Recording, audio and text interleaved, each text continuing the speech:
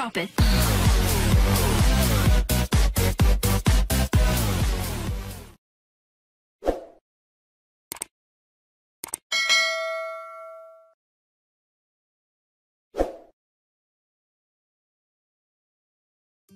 Assalamualaikum warahmatullahi wabarakatuh.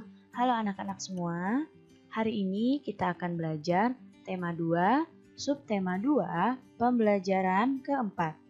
Sudah siap untuk belajar hari ini? Kalau sudah siap, yuk kita mulai belajarnya. Perhatikan di sini ada dua orang anak yang sedang membaca. Ternyata dua orang anak ini sedang membaca cerpen. Dan salah satunya bilang kalau cerpen yang sedang dibaca itu sangat seru. Apakah kamu sendiri pernah membaca cerpen? Nah, tapi apa ya cerpen itu? Cerpen adalah singkatan dari cerita pendek.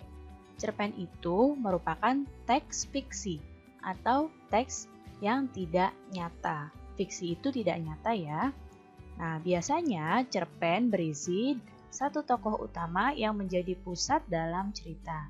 Panjang cerita sebuah cerpen itu kurang dari 10.000 kata.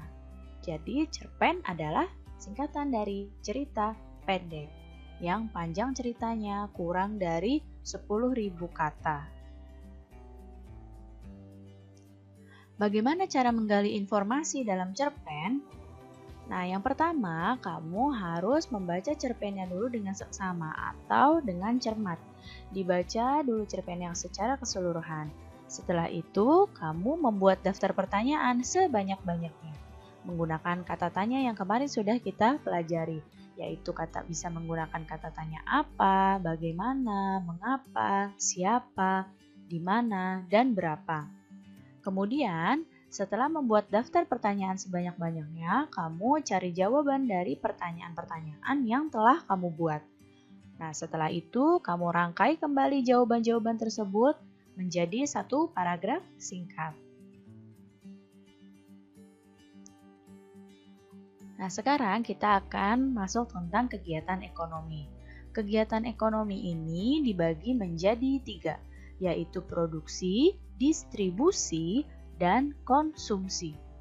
Produksi adalah kegiatan menghasilkan barang. Distribusi adalah kegiatan menyalurkan hasil produksi dari produsen ke konsumen. Kalau konsumsi adalah kegiatan menghabiskan atau mengurangi nilai guna dari suatu barang.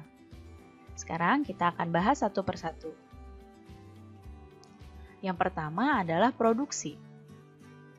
Produksi tadi adalah kegiatan menghasilkan barang dalam rangka memenuhi kebutuhan hidup.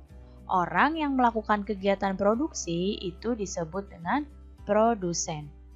Nah, proses produksi ini menyebabkan produsen dapat keuntungan. Keuntungan tersebut digunakan untuk menjaga kelangsungan usaha dari produsen dan memenuhi kebutuhan hidup dari produsen tersebut.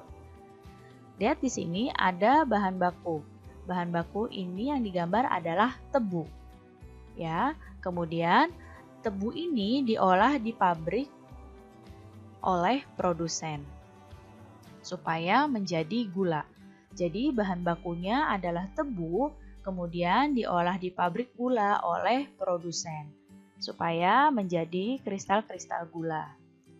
Setelah produksi ada kegiatan yang namanya distribusi. Distribusi adalah kegiatan menyalurkan hasil produksi dari produsen ke konsumen. Ya, menyalurkan hasil produksi dari produsen ke konsumen. Orang yang melakukan kegiatan distribusi itu disebut dengan distributor.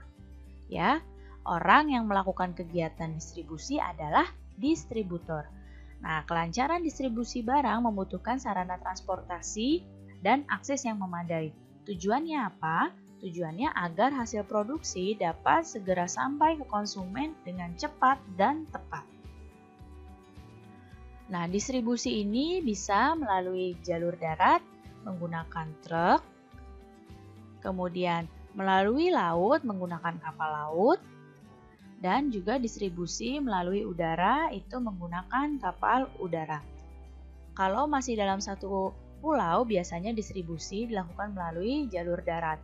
Tapi jika sudah berbeda pulau, distribusi bisa dilakukan melalui laut, bisa juga dilakukan melalui udara.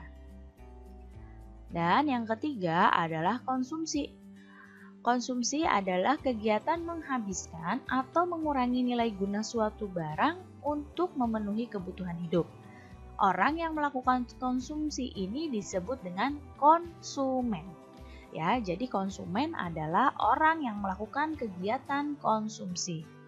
Untuk mengkonsumsi barang atau jasa, masyarakat perlu melakukan pengorbanan tertentu. Pengorbanannya bisa dengan mengeluarkan uang atau dengan mengorbankan waktunya. Nah, tadi distribusi gula tadi, kemudian gula yang didistribusikan itu sampai ke pasar, kemudian dijual di pasar untuk dikonsumsi seperti ini. Nah, berikut contoh kegiatan ekonomi.